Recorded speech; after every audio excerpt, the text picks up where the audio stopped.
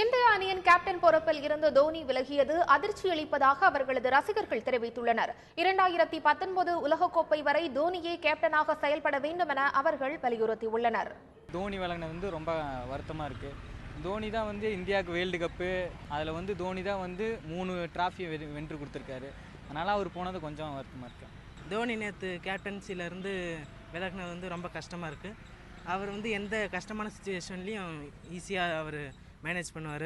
இதுக்கு மேலே இந்த மாதிரி கேப்டன் கிடைக்கிறது சாத்தியமே இல்லை.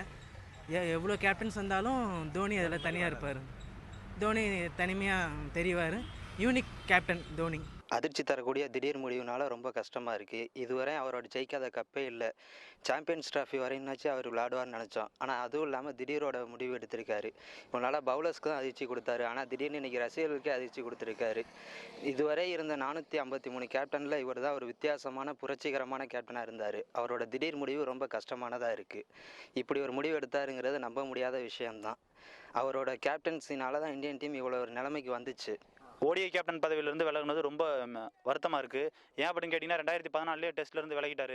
2019 வரைக்குமாவது வேர்ல்டு கப்பாவது விளாடுவார், இல்லை T20யாவது விளாண்டு ஜெயிச்சு கொடுத்து போவார் அப்படின்னு ரொம்ப நம்பியிருந்தோம். கடைசியில் சாம்பியன்ஸ் ட்ராஃபி கூட விளாடாமல் வெளியே ஓடிஐ கேப்டன்ஷிப்லேருந்து வெளியே வந்துட்டார். ஏன்னு தெரில, ரொம்ப மன வருத்தமாக இருக்குது. அவர் ஏன் அப்படின்னா, ஒரு சாதாரண குடும்பத்திலேருந்து வெளியே வந்தவர் டோனி. ஒரு ஆரம்ப காலத்தில் ஒரு ஃபுட்பால் கோல் கீப்பராக இருந்து கடைசியில் அப்படியே தன்னோட முயற்சியால் வந்தவர் அப்படிங்கிறது ரொம்ப பெருமைப்படக்கூடிய விஷயம். ஏன்னா அவர் இந்த அளவுக்கு ஒரு குடிமகனால் ஒரு இந்தியாவோட கேப்டனாக வளர முடியுங்கிறது ஒரு பெரிய இன்ஸ்பிரேஷனாக இருந்தவர் இளைஞர்களுக்கு எல்லாத்துக்குமே.